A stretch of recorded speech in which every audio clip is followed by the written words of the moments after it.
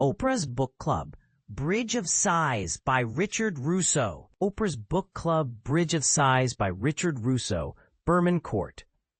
Let's start with the essentials. I am Louis Charles Lynch, a 60-year-old man who has spent nearly 4 decades as a devoted, albeit somewhat unremarkable husband to my wonderful wife. I'm also a proud father to our son, Owen, who is now an adult with a family of his own, though he and his wife have chosen not to have children, and it seems they may continue on that path. In the earlier years of my marriage, we had hoped for a daughter, but a tragic car accident during my wife's pregnancy led to a miscarriage that still weighs on our hearts. This event occurred many years ago, yet both Sarah and I often find ourselves reflecting on the child we lost. What stands out most about my life is that I have spent all of it in the same quaint town in upstate New York, a rarity in today's world. My wife's family relocated here when she was just a child, so her memories before arriving in Thomaston are few, mirroring my own experience. When some people learn about our seemingly limited lives, they often express their disapproval, as if they believe that a life confined to one place cannot be fulfilling or rich in experiences. I assure them that our life has indeed been both rewarding and satisfying, but their smiles often suggest they think we are merely fooling ourselves to cope with what we've missed. I remind them that until quite recently, most people lived in similar circumstances, and many lives are restricted by various factors such as poverty, illness, ignorance, loneliness, and a lack of faith, among others. It's true that my wife might have traveled more had she married someone different, and my reluctance to embrace a nomadic lifestyle is just one of the ways I've been, as I mentioned, a rather dull yet steadfast partner. Sarah has heard all my philosophical justifications for staying put, but in her eyes, they simply reflect my natural tendency to resist change. She may have a point. Nevertheless, I believe Sarah has found happiness in our marriage. She loves me, our son, and the life we've built together. She reassured me of this not long ago when I was consumed with worry about her health and asked if she regretted the simple, good life we've created. Although our pace of life has never been frantic, it has slowed down even more recently. I like to think that the reason we haven't ventured out into the world more is that Thomaston itself has always been both lush and demanding. Alongside the corner store we inherited from my parents, we now manage 2 additional convenience stores.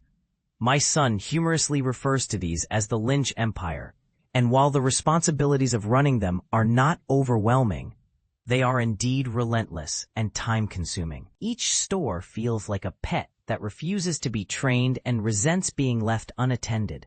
Additionally, I am involved in numerous committees, so many in fact that I've earned the nickname Mr. Mayor, a title that reflects my civic engagement, but also carries a hint of playful mockery. Sarah often worries that people take advantage of my good nature and my willingness to listen, even when it becomes clear they have little of substance to say. She is concerned that I frequently return home late and in a less than cheerful mood, a natural consequence of the fact that the resources we have to share grow scarcer each year, even as our community's needs continue to expand. Each year, the debates over how to allocate our dwindling resources become less civil and more contentious, and Sarah believes it's time for younger individuals to step up and take on their share of the burden, along with the accompanying challenges. In principle, I wholeheartedly agree, yet in practice I find myself resigning from one committee only to be persuaded to join another. And let's not forget, Sarah is no stranger to this herself, having served on far too many boards and committees until her recent health issues. Regardless of these circumstances, the well-established patterns of our adult lives are about to be disrupted in a significant way. Despite my preference for stability, my wife and I are preparing to travel. I have just 1 month to get ready for this significant shift and to mentally adjust to the loss of my cherished routines, what I refer to as my rounds, which take me through every corner of our town almost daily. I feel there's not enough time for someone as set in his ways as I am, but I have agreed to this adventure. I've had my passport photo taken, completed my application at the post office, and sent all the necessary documents to the State Department, all while under the watchful gaze of my wife and son, who seem to believe that my lifelong aversion to travel might lead me to sabotage our plans. Owen, in particular, holds this unkind view of his father, as if I would deny his mother anything after all she has endured. "Keep an eye on him, Mom," he warns, narrowing his eyes at me in what I hope is jest. "You know how he is. Italy. We are going to Italy. Our itinerary includes Rome, Florence, and finally Venice." As soon as I agreed, we found ourselves inundated with guidebooks that my wife now studies with fervor.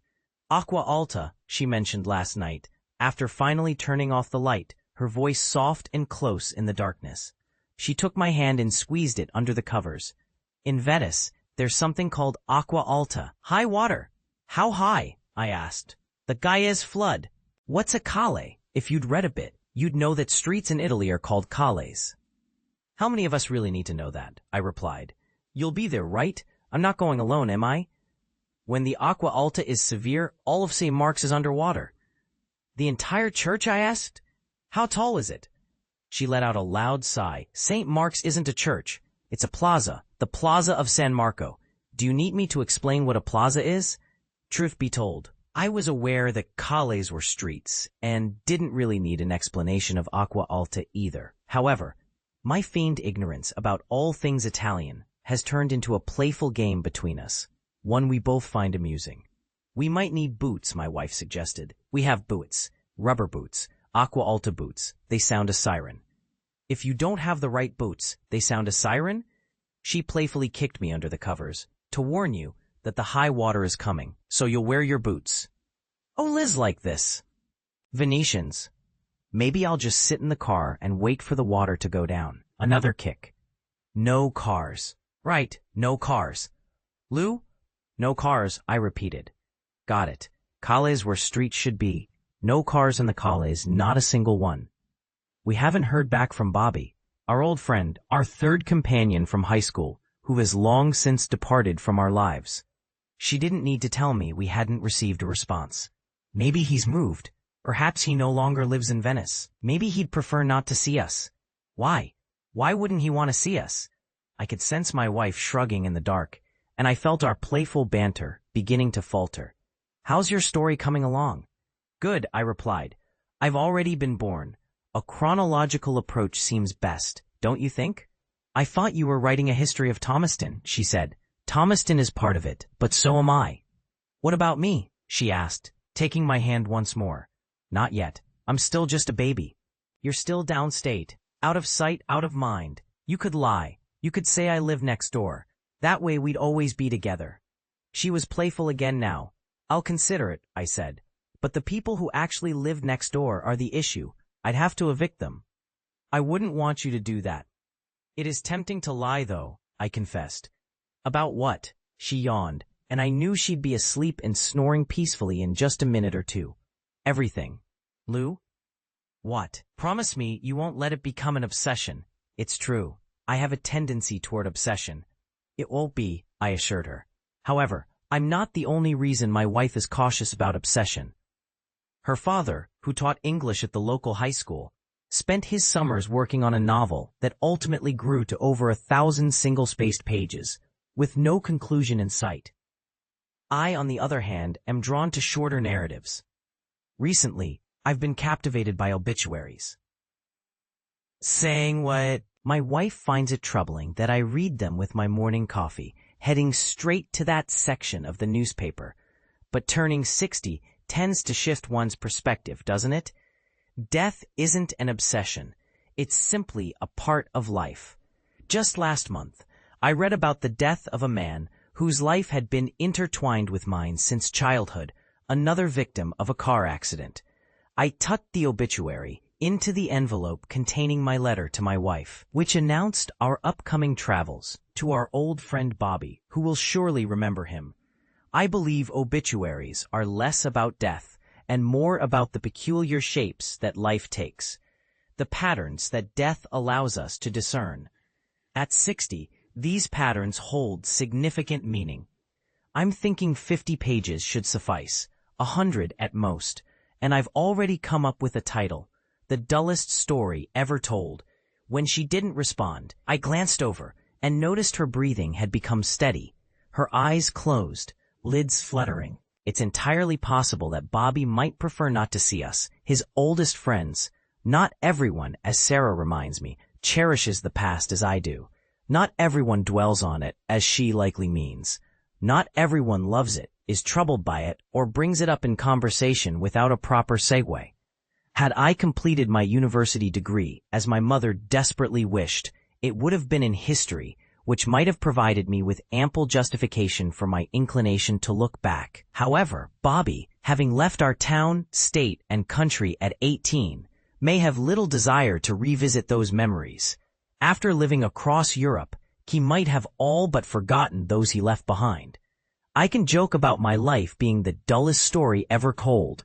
To someone like Bobby, it might not be too far from the truth. I could sift through my correspondence with him, but I suspect I'd find only polite acknowledgments of whatever I've sent him. News of someone we both knew as boys getting married, divorced, arrested, diagnosed, or passing away, but little beyond that.